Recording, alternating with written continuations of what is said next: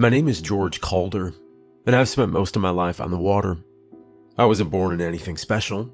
My old man fished because his old man fished, and I followed them both because there wasn't much else to do in a town where the sea touched everything. I learned early how to mend a net, how to keep a hook sharp, and how to tell when the clouds meant trouble. Most people learn their letters in school. I learned the way weather changes its mind. I worked the boats from the time I was big enough to coil a rope without tripping over it. It wasn't a romantic life. Anyone who tells you otherwise hasn't spent a dawn with cold spray hitting the cuts on their hands. But it was a life that made sense. You work, you sweat, you eat, you sleep. You pull something from the sea, and the sea lets you keep it. I never stayed in one place for too long. Some ports were friendly, some weren't. Some crews talked too much, some barely at all. I kept mostly to myself. For a while, I worked the long line boats out on the cold, open routes. Hard men, longer days. The kind of work that shakes the bones loose in your back if you stand wrong. After that, I tried the smaller charters, the kind where tourists want pictures of the fish more than the fish themselves. They paid well enough, but that life made me feel, like a prop. I wanted real work, not to smile for a bunch of strangers. So when I saw an angling job posted in a regional paper, I didn't think twice. It was straightforward. A small fishing community off the coast, steady pay, a need for experienced hands. I figured I'd take it for a year, maybe two, build some savings, and see what came next. I packed light. Few shirts, one jacket, my knife. The habits of a man who expects to keep moving. The trip out wasn't supposed to be complicated. The weather that week looked clean on the charts. I left the mainland with supplies, a patched-up boat of my own, and enough fuel to reach the island with time to spare. For most of the day, the weather was calm. Few seabirds overhead, normal winds. Nothing strange at all. The storm rolled in faster than anything I'd seen. One moment the horizon was clear, the next it was gone behind a curtain of rain. In my line of work, you get used to sudden turns in the weather, but this one hit like it'd been waiting for me. The waves lifted my boat higher than felt reasonable. Each impact rattled the boards under my boots. I kept the wheel steady and tried to ride it out, but the light was failing and the rocks around the coast weren't marked on any chart I carried. When the hull struck something solid, the sound went straight through the boat. It wasn't a scrape or even a split. It was a single violent impact that knocked me off balance. Cold water surged in before I had time to brace myself. I tried to check the damage, but another wave came down hard and the world tipped sideways. I remember the taste of salt, the weight of wet clothes, my hands reaching for anything that would float, and then nothing for a long while. Waking up later in a place I didn't recognize wasn't part of the plan. Neither was losing my boat or finding out something had taken a chunk clean out of it. But life rarely asks what you're prepared for. It just hands you the next situation and waits to see what you'll do with it. That's how I ended up here, on Redstone Isle, with only my name, my skills, and the hope that steady work might still be waiting somewhere on the docks. I didn't arrive clean or proud or ready. I arrived because the sea decided to spit me out instead of swallowing me whole. And that's where everything truly began. My first days on Redstone Isle were slow, mostly because no one explained anything outright. People here speak in pieces, like they expect you to already know how things work. I learned most of it by listening, and asking the same question twice until somebody finally gave me a full answer. The island, it's got two towns, Big Red and Little Red. They sit close to each other, separated by a short stretch of water that looks harmless until the weather changes. Big Red is where I ended up. It feels like time stopped moving somewhere around the early 1900s. The buildings are old wood. The roads are dirt and gravel. Horses pull supply carts, generators run on coal. There's radios, but they only pick up a few stations. Cell phones don't work here at all. You can bring one, but it'll stay in your pocket the entire time as dead weight. Big Red sits on the docks, and most people here work with boats in one way or another. Some fish, some repair engines, some haul crates. Everything depends on the sea. Little Red is quieter, mostly homes and a few storage yards, along with a small fish processing station. It takes an hour to get there by ferry, or about half that if your boat has a good engine. The mayor of Big Red is Charles Rupert. He looks like a man who keeps polite habits. Clean clothes, a steady voice, always watching the person he's speaking to, making sure to look you in the eye. He stepped into power after the former mayor mysteriously disappeared. Yeah, people still talk about that. They say the old mayor was, for lack of a better word, a nut job. No one's told me the full story yet, and Charles doesn't bring it up. People here seem all too willing to let the past sit at the bottom of the water. Charles is the one who gave me my current boat. Used to belong to the town fishermen, who also disappeared. No one wanted to claim it, so he passed it to me with a condition that I would pay off the cost through fishing work. Let's just say it's not a small debt, and it forced me to stay put. Couldn't exactly argue with him, considering the fact that him and his men had to literally fish me out of the water.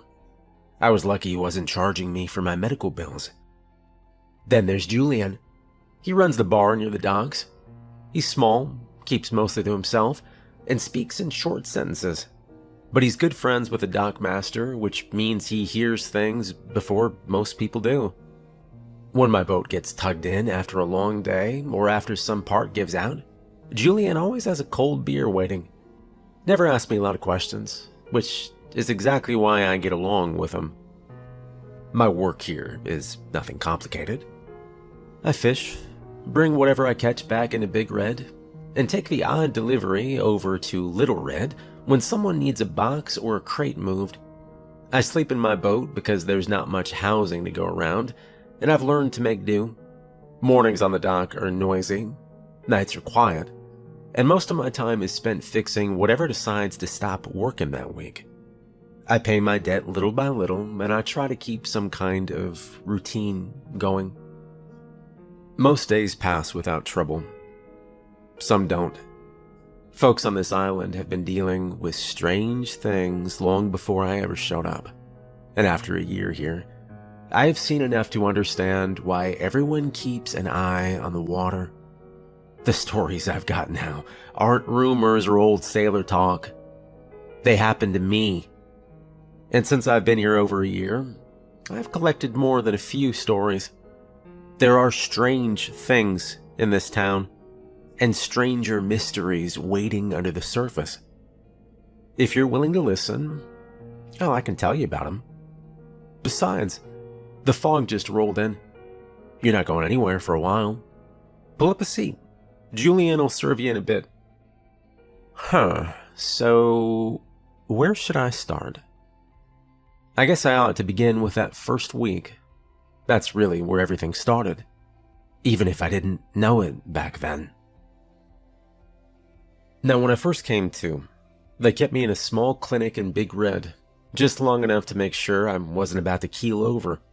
After that, they sent me to the docks to meet the dock master and get settled into whatever job the mayor had lined up for me.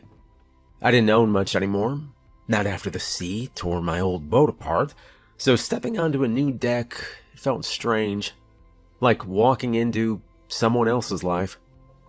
The boat they assigned me was old, but it wasn't falling apart. Apparently, it had belonged to the fishermen before me, the ones that had gone missing years before. The boards were worn smooth from years of work, and the hull had patches where the paint had peeled away. Still, when I knocked on the wood with my knuckles, it sounded solid, sturdy in its own way. The motor coughed when I tested it, like it was trying to clear its throat after a long sleep. I remember thinking it was going to give up on me before I made one trip, but the dockmaster just waved a hand and said it needed to warm up. I wasn't sure if that was true or if he just wanted the problem out of his sight. Anyway, he handed me a folded map right away. Said it would help me learn the routes. The thing looked like it'd been scribbled on by 3 different people over 3 different years. Some areas were circled, some crossed out, some marked with thick letters that read, "No Fish Zone." I asked what that meant, and he said it was for my own safety. Nothing more. He didn't explain why certain coves were blocked out, or why big red X's ran across places that looked like normal stretches of water. I didn't push him. At that point, I figured every fishing town had its own strange rules. When I moved into the boat that night, I tried to make it feel like mine. I hung my jacket on a hook, set my old mug near the tiny stove. I've always had a habit of brewing a cup of coffee at midnight, no matter where I am. Started years ago, mostly out of stubbornness. So I found the kettle, filled it up with water, and set it to heat. While I waited, I noticed one of the floorboards near the bunk sitting a little crooked. Not enough to trip on, just enough to be noticeable. I'm the type who fixes things as soon as I see them, so I crouched down and pressed on it. It gave way under my hand, loose at one corner. I grabbed a rusted flat tool from a drawer and pried it up. Underneath the board was a folded piece of paper, stiff at the edges from age. When I opened it, my eyebrows went up. It was the missing part of the map the dockmaster gave me earlier that morning. The torn edges matched perfectly, like they were 2 halves of one thing. Only this piece showed something new. There was a small island drawn about an hour east of Redstone, a narrow shape labeled Candle Cove. I'd never heard of Candle Cove, and no one had mentioned it to me. I held the 2 map pieces together, trying to picture why someone went through the trouble of ripping this section off, and why hide it under a floorboard. I didn't have answers, so I taped them together the best I could and set the full map aside. I figured I'd take a look at Candle Cove once I had a free hour or 2. Didn't seem dangerous, at least not on paper. Just another little island sitting off the main route. That first week went by smoother than I expected. I took the boat out early each morning, and thankfully the motor worked well enough once it warmed. The lines held, the nets behaved, and the sea felt calm. I caught plenty of cod and blue mackerel, which were the usual catches around here. Enough to start paying off the debt the mayor talked about. The town fishmonger looked pleased every time I walked in with a crate over my shoulder. He introduced himself as Simon, someone who, like myself, had taken on the family business. On one of those days, the sun was just setting when I went back to the fishmonger. The place smelled like salt and cold metal, the way every fish shop does. The old man was sorting through a stack of orders when he looked up at me. "You, George?" he asked, wiping his hands on a rag. "Yeah, that's me," I said. "Oh, good. Someone left a request for you. They're paying extra for squid delivered fresh by morning." He reached under the counter and pulled out a slip of paper. I raised an eyebrow at that. Squid wasn't part of my usual catch, and I didn't know the habits of the waters here yet. "Squid, huh? They run this close to the docks?" I asked. He shook his head. "Not during the day. They hide in the caves and the rocks when the sun's up. But they come out at night. You'll need to go out after dark if you want 'em." I should have thought longer before answering. A smarter man might have asked a few more questions. But I needed the money, and the job sounded simple, so I nodded. "Yeah, sure, I'll take it," I said. He slipped me the paper. "Good. Just bring in whatever you catch.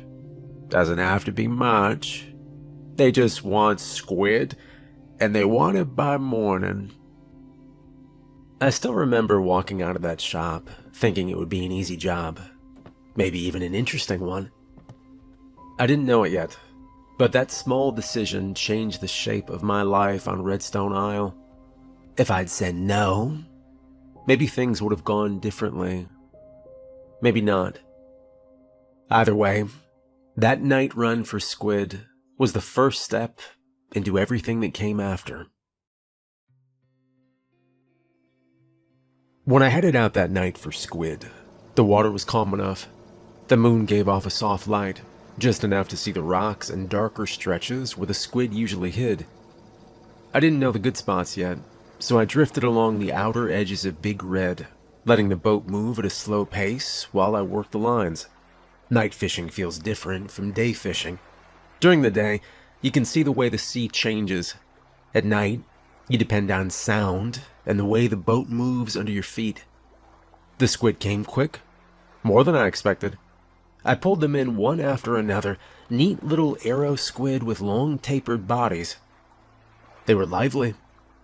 Along with them, I snagged a couple of cod that must have wandered close to where the squid were hiding. It was good money for one night. I remember thinking the fishmonger would be pleased, and that maybe this extra job was going to be easier than I thought. For a long while, everything went smooth. I kept the lantern low and the bucket open. I settled into the rhythm of casting, pulling, sorting, and moving along the rocks. It must have been past 2 a.m. when something hit the line harder than anything else that night. The boat jerked just a little, enough to let me know it wasn't a small catch. I braced myself and pulled. Whatever was on the other end didn't fight like a cod or a regular squid. It felt uneven, as if it didn't know whether to resist or let itself be dragged in. When it finally broke the surface and flopped onto the deck, I took a step back. It looked like an arrow squid, but only in the roughest sense. Its body was wider, shaped around a gelatin-like sack that shimmered in the lantern light. Inside the sack, a bright green core glowed in a steady pulse. Around it were smaller cores that didn't move, almost like seeds waiting for something. Long tentacles sprouted from the main body, twitching in short bursts, like they were trying to figure out what they were. It was glowing green, and I had never seen anything like it. The green light kept pulsing, slow but steady. I didn't want it crawling around my boat, and I didn't know if it was dangerous, so I grabbed the nearest thing I could use, my knife, and I stabbed the center of its body. The blade went in clean, and the creature let out a wet, heavy sound as a thick black ooze poured out. The green glow dimmed, then faded until the whole thing lay still. The tentacle stopped moving, and whatever life it had was gone. After a moment of quiet, I nudged it with my boot to be sure. When it didn't react, I lifted it with both hands and dropped it into the bucket with the rest of the catch. I told myself it was still a squid, just a different kind, and if it wasn't dangerous now, maybe it wouldn't matter later. But I couldn't forget about how weird it looked, and I thought about it the entire way back. By the time I got back to Big Red, the sun hadn't come up yet. I hauled the catch into the fishmonger's shop. He was already awake, sorting trays. When he saw the bucket, he gave a short nod, but that changed when he reached in and pulled out the mutated squid. His eyebrows rose. "Well now, don't see those often." "You know what that is?" I asked. He sliced the body open with a sharp knife, letting the last of the black ooze spill onto the table. "The town calls these aberrations. They're just fish, or at least they used to be. Something out there in the dark changes them. We don't know how. We just know they fetch a higher price," he said. And he wasn't joking. He offered me more for that squid than the entire bucket of regular catches combined. "If you find more like this, your debt will shrink real fast. Folks in Little Red pay good money for 'em. They claim the meat has something special to it. I don't ask questions," he said. I looked at the cut-open creature. It still looked like something out of place, like a mistake the sea didn't bother to hide. The fishmonger kept talking. "Be careful, though. Most of these turn up at night, and once the fog rolls in, hard to keep your wits about you. More than a few boats have gone missing because of it. Some people think the fog brings them in closer. Others think it hides something." He shrugged, as if losing boats was just something that happened. I carried my pay out of the shop, not knowing how to feel. On one hand, I needed the money. I needed to pay off that boat so I could choose my own life again. On the other hand, catching things that glowed from the inside wasn't exactly part of my job description. But I told myself I'd take what came. If mutated fish were going to pay down my debt faster, then that is the work I would do. I didn't have many choices at the time. When I got back to my boat that morning, the sun was just starting to color the town. The docks were empty. Everyone else was asleep or getting ready for the day. As I stepped out of my boat, something caught my eye. A small scrap of parchment was taped to the side of the hull. The edges were rough, torn from something older. In the middle was a circle drawn around Candle Cove, the little island I'd seen on the hidden map piece. Under the circle, someone had written, "Don't fish here after dark." It was signed with just one letter, M. I didn't know anyone named M. I didn't know why they left the note, or how they knew I had a reason to look toward Candle Cove. But I stood there for a long minute, holding that note, wondering who was watching me. Everything that happened stayed in my mind for days, even when I tried not to think about it. But work doesn't stop because something feels strange, and I had a debt to pay. The next few days turned into long nights on the water. The squid job had brought in good money, so I figured I'd keep going out after dark. I wasn't sure if it was wise, but the fishmonger made it clear that these things they called aberrations would pay off my boat faster than anything else. And once you get a taste of progress, it's hard to let it go. So I kept fishing. Some nights were quiet, others were not. I started catching more mutated fish without even trying. At first, it was just one or two mixed in with normal fish. Then the numbers went up, little by little, until pulling up something strange didn't shock me as much as it should have. That bothered me, but I shrugged it off. Since no one in town kept detailed records, I decided to do it myself. I bought a small notebook from the general store and turned it into my own fishing journal. I wrote down dates, weather conditions, and what route I took. I made notes about each strange fish I caught, and I sketched them the best I could. I'm not an artist, but I can draw shapes well enough to recognize them later. One night, I hauled in a cod that didn't look like any cod I'd ever seen. It had one large eye sitting dead in the center of its forehead, and the eye had grown so big that it pushed down on the mouth and stretched the head into a warped shape. I wrote it in my journal. All-seeing cod has one cyclops-like eye, but not the mind to process what it sees.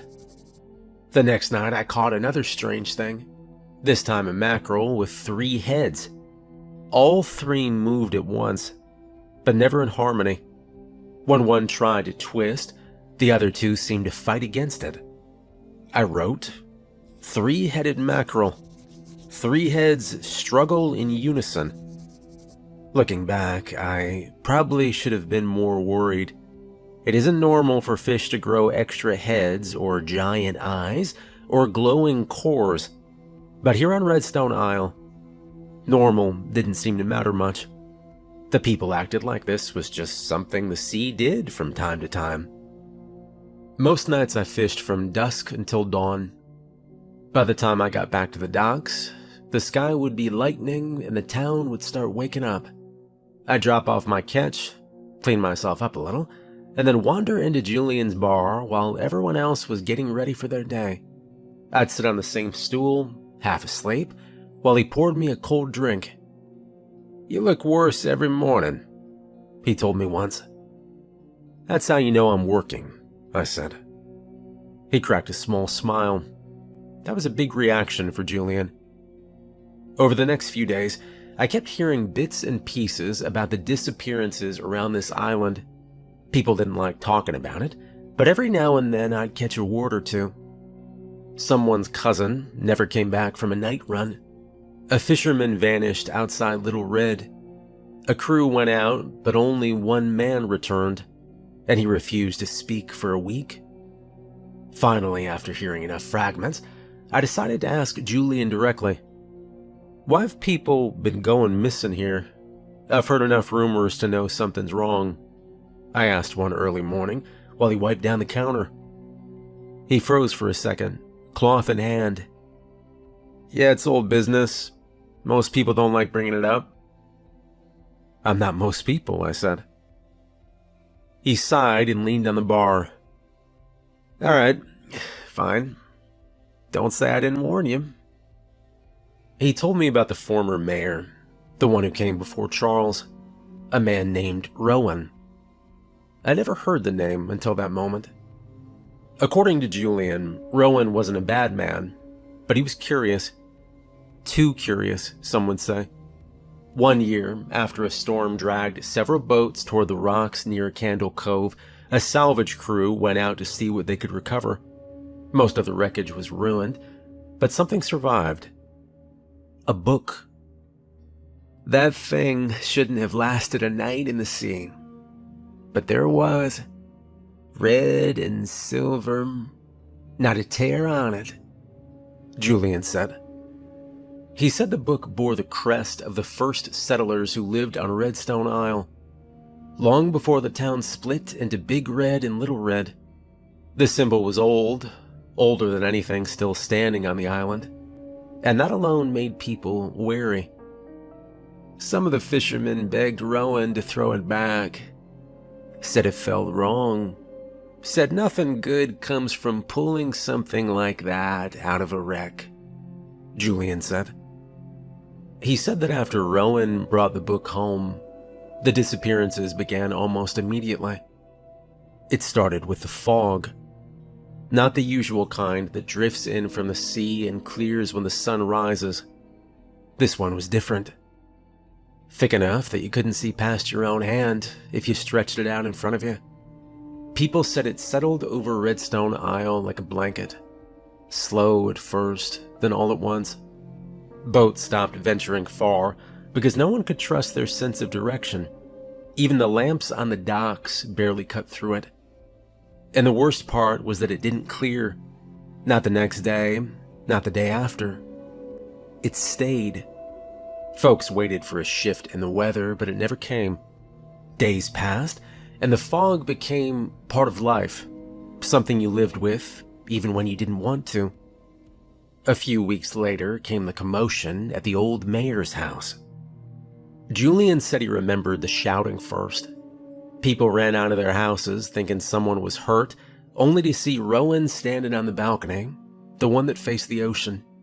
He was throwing things over the railing. Not small items either. He tossed out a chair first, then a framed painting, then boxes, then jewelry. Anything he could drag outside. Some of the townsfolk tried to stop him, but he kept going, yelling the same thing over and over. "Give it back! Give it back!" His voice carried all the way down the street. Even people near the docks said they heard him. No one knew who he was talking to or what he thought he'd lost, but no one forgot how he looked that day. Strained and wild-eyed, like a man who'd seen something he couldn't put into words. And a few days after that, Rowan disappeared. Nobody saw him pack or leave. He was just gone. His family, a wife and a young son, left town the next morning. Some say they were frightened. Others say they knew more than they let on. Whatever the truth was, they never came back. Their house stayed empty for months until Charles eventually took over the mayor's duties. Julian leaned in when he told me the next part, even though the bar was empty that early in the morning.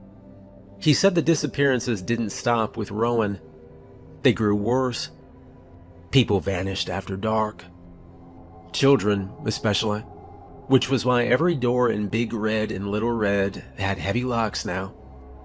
Along with the missing people came the first sightings of aberrations, strange fish washing up on the shore or caught in nets, mutations no one could explain, fish with too many eyes, fish with none at all, fish with twisted bones or bodies made of clear jelly. People became suspicious of the ocean, then of each other. No one said it aloud, but everyone acted differently once the fog settled in. They watched the water like it could reach up and take something from them.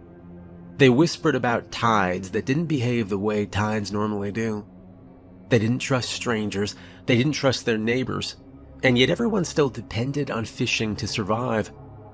And ever so slowly, the mutations got their own name, aberration, and started fetching a much higher price than the regular fish. That was the part that stuck with me. You'd think people would flee from a place where things kept going wrong. Instead, they adapted. They built routines. They followed unwritten rules. They looked for ways to keep themselves safe without leaving the island. Life didn't stop. It just changed. When Julian finished talking, he was shining a cloudy glass with the eyes of a man who got too little sleep and had too many thoughts. "And that's how it's been for years now," he said. I sat there at the bar for a long moment, letting it settle. The fog, the missing children, the mutated fish, Rowan's breakdown, the abandoned house, Candle Cove. Every part of the story pointed in the same direction. Every thread led back to the same place. And I kept thinking about that torn map under my floorboard, and the note someone taped to my hall, and the letter M. By the time Julian stepped away to clean glasses, I'd already made up my mind. I'd been hearing the name Candle Cove ever since the day I arrived, in warnings and rumors, and half-finished sentences people didn't want to complete. If something had started there, then maybe it was time to see it for myself. I leaned back on the bar stool, finished the last sip in my glass, and told myself the decision was final. The next morning, I was heading to Candle Cove. Over the next day, I asked around as casually as I could. People didn't like talking about the Cove, but if you approach a topic from enough angles, someone eventually slips. From what I gathered, Candle Cove was always the last stop for the fishermen who went missing. They weren't supposed to fish there after dark, but even during the day, the place had a strange pull. Something about the reefs or the old shipwrecks. Some said it was cursed, some said it was blessed. Most just told me to stay clear of it, and left it at that. The dockmaster never mentioned Candle Cove directly, but I noticed he kept routes drawn around it, as if the place were a hole in the map no one wanted to acknowledge. That only made me more curious. I figured if I could map it myself or find something worth salvaging, maybe I could trade the information for a big cut on my debt.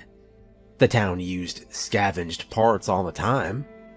Shipwreck steel, driftwood, ropes that washed ashore. If Candle Cove really held pieces of old vessels, that could mean money. And then there was the note from M. Don't fish here after dark. I didn't know who M was, but someone out there cared enough to leave me a warning. That made the Cove feel even more important. If it was dangerous, I needed to see why. If it held answers about the mutations or about the last fisherman who owned my boat, then I wanted to understand what happened to him. As my ma used to say, I was just too curious for my own good. So the next morning, I packed up my gear. I made sure my nets were in good condition. I checked the fuel. I double-checked the patched map. And I told myself I wasn't doing anything reckless. I was just gathering information. It was past noon by the time I reached the Cove. The sea was rougher than usual, pushing the boat side to side as if trying to nudge me back toward Big Red. I kept going anyway, hands steady on the wheel. When Candle Cove finally came into view, I had to stop and take it in. It was beautiful. The water was crystal clear, almost glass-like, letting me see straight down to the reef. The reefs themselves glowed with different colors, bright blues, oranges, greens, like someone had scattered gemstones across the ocean floor. Floating bulbs drifted gently at the surface. At first I thought they were jellyfish, but they stayed strangely still, bobbing quietly as the waves passed. Mangrove trees grew high around the cove, their roots twisting in sharp curves, reaching up in tangled shapes that looked almost like arches or old wooden frames. It didn't match the island's reputation at all. Nothing about it screamed danger. If anything, it felt calm. I let out the net and began trawling slowly around the perimeter, letting the boat pull the line behind me. If the cove was responsible for the demonic fish I'd been pulling in lately, then maybe the deeper parts held something unusual. Julian had mentioned Rex lying somewhere near the entrance, and I wanted to see if I could find him. I made a slow pass along the outer wall of the cove, scanning the roots and rocks. The water was so clear that I could make out shapes on the bottom, broken planks, rusted metal, old ropes caught between rocks, pieces of a ship, maybe several ships, scattered across the floor like someone had emptied a storage chest underwater.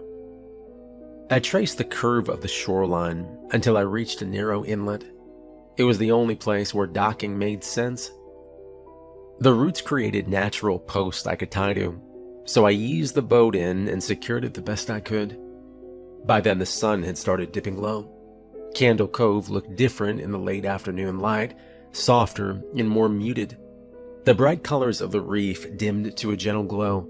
The floating bulbs drifted closer together, almost forming a path across the water. I reached for the small kettle I carried everywhere, set it on the stove, and made my usual cup of midnight coffee.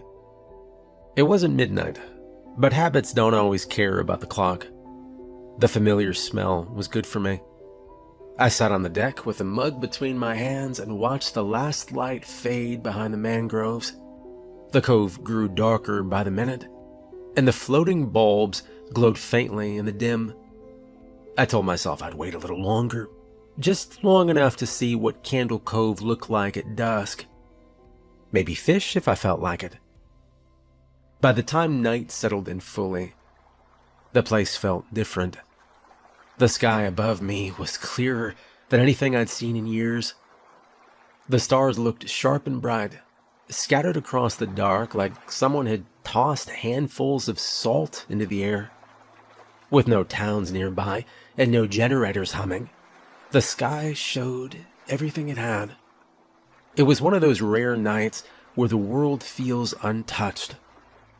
I let myself relax a little. I leaned back on the deck, let out a slow breath, and looked straight up. For a moment, it was peaceful. I almost forgot about why I came here in the first place. The cove felt quiet, the boat felt steady, and the warm cup in my hands made the whole scene feel almost normal. Almost. After a minute, I lowered my gaze to the water, and that was when I noticed the reflection. At first, I thought it was just the stars shining back at me. The surface was calm enough for that, but something felt off. The pattern didn't match. I frowned and glanced upward again at the sky, then back at the water, up and down. I must have done that 5 or 6 times before my mind finally caught up. The stars on the water were blinking, not shimmering or rippling with the waves. Blinking, and they didn't match the sky above. A bulb floating near the surface of the water closed slowly. Another opened near it.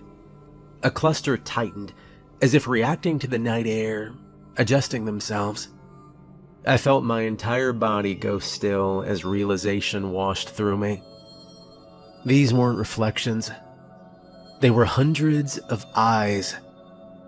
They floated across the surface of the reef in a wide arc, forming a glowing ring around the cove, each one bright, round, and watching me. The same bulbs I saw drifting during the day, the ones I thought were jellyfish, weren't bulbs at all. They'd been closed, and now they were open. I didn't move or speak or set my cup down.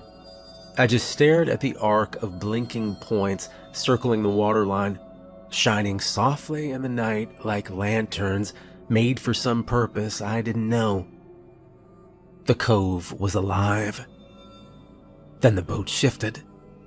Just a small tilt under my feet.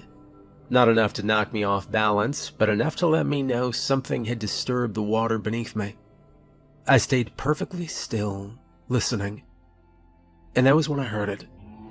A low groan rising up from deep under the island.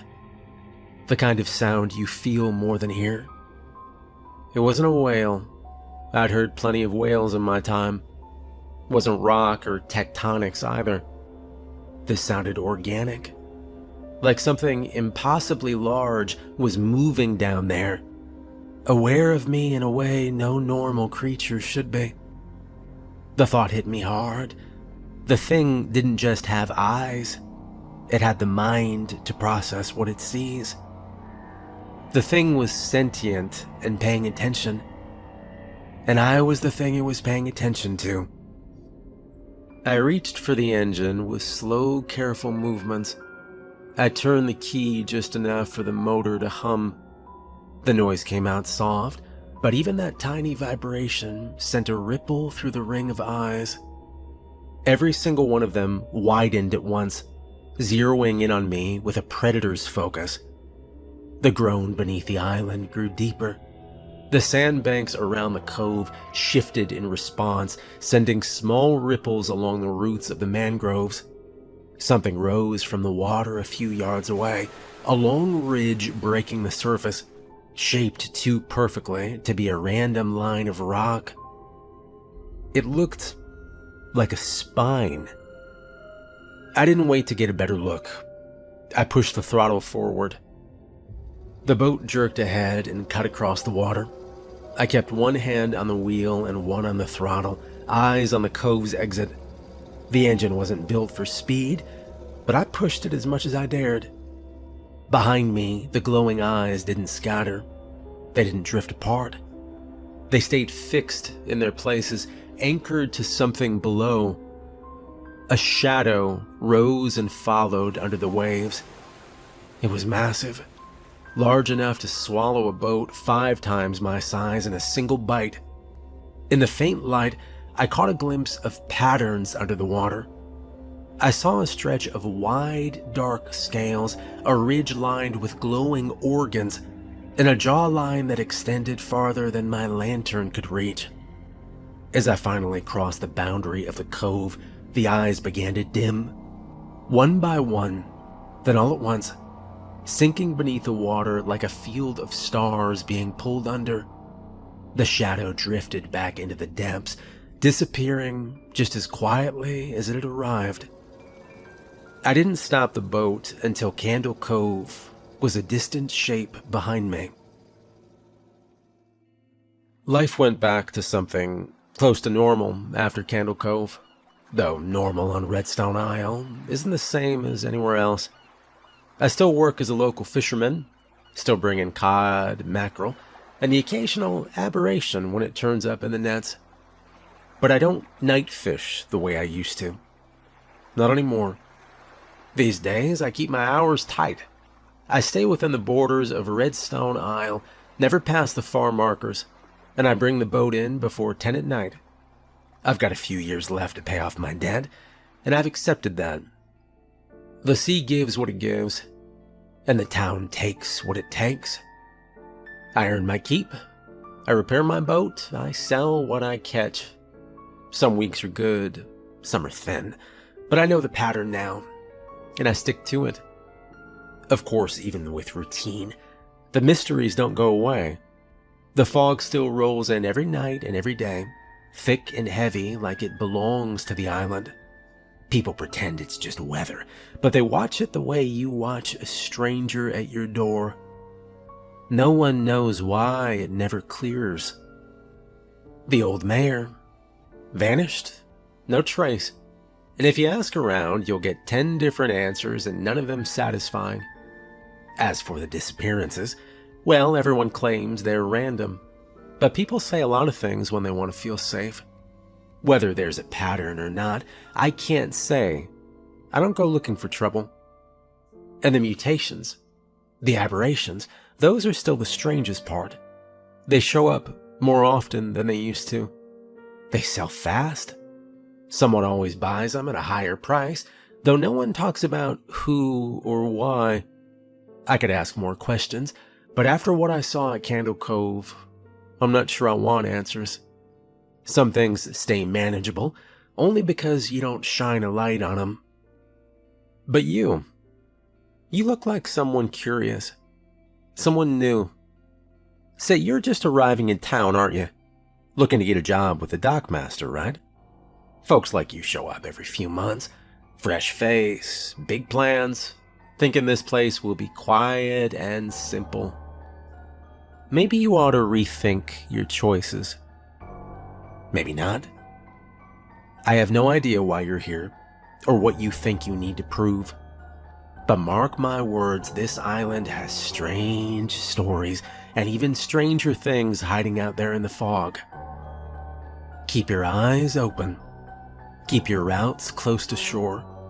And if anyone ever hands you a map with missing pieces, ask yourself why.